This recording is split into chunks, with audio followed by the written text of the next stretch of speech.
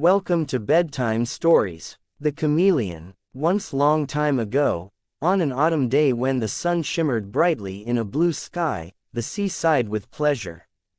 It kicked up waves as fish tickled its belly and it slapped playfully against the shoreline rocks. "Ah wow," sighed the sea. "I am so happy to be in this world. Best of all, I am the most powerful gift to the world." When the sky heard the sea's words, it let out a powerful thunderclap. The sky bellowed, "You are not the most powerful gift. I am most powerful. After all, I am filled with clouds, stars and moons and suns.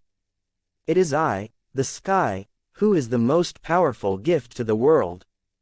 The sea gurgled and rippled high upon the shore. "You are not," it cried. "Everyone knows the sea is more powerful than the sky. I can make waves, give fishes, crabs and my sea riches, to the people of the earth.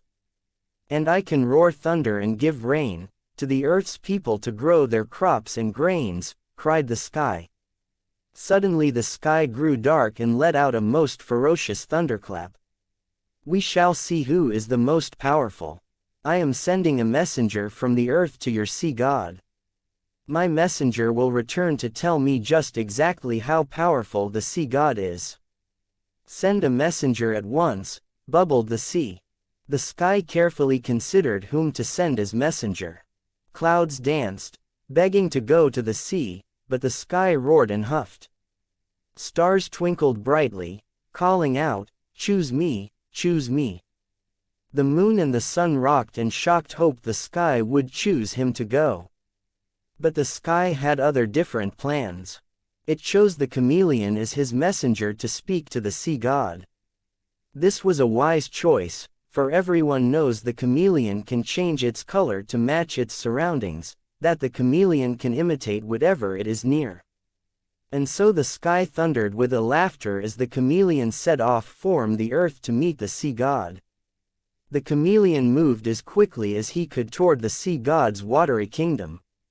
There the god of the sea ruled all the underwater creatures. The chameleon was amazed when he saw sea god's palace. He wandered through the vast, twisting corridors, gazing at the pearls and coral and jewels that studded the walls. At last he came to sea god's throne, and there he stood, awaiting for him to appear. Soon, sea god entered the room. He was dressed in a fine robe laced with pearls. He was a proud god, and smiled to the thought of what the messenger would say about his clothes. But when he looked down at the creature, he could not believe his eyes.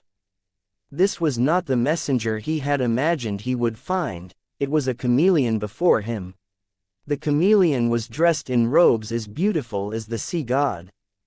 In fact, the chameleon's robes were exactly like those of the great sea god. "Excuse me one moment," the sea god said, and he hurried back to his chamber, where he changed into a more beautiful robe.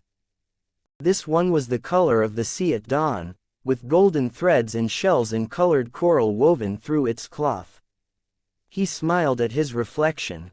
"No one dresses as handsome as I do," he said to the fish who waited upon him. He returned to the throne to speak with the chameleon. When he entered, he could not believe his eyes. There sat the chameleon, dressed in exactly the same robes as he had.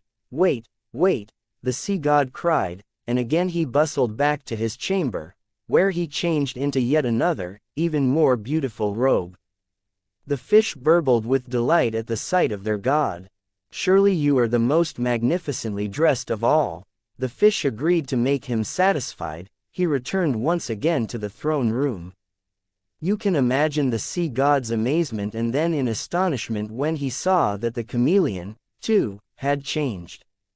Again the chameleon wore a robe exactly like the sea god.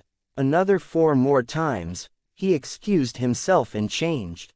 And when he returned, each time dressed more exquisitely, the chameleon had also changed its looks and proved himself to be equal to the sea god.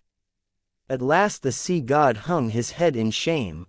"Surely the sky god must be more powerful than me," he said sadly. that even his lowly messenger dresses in robes as gorgeous as mine." All the other sea creatures from the sea kingdom sadly nodded in agreement.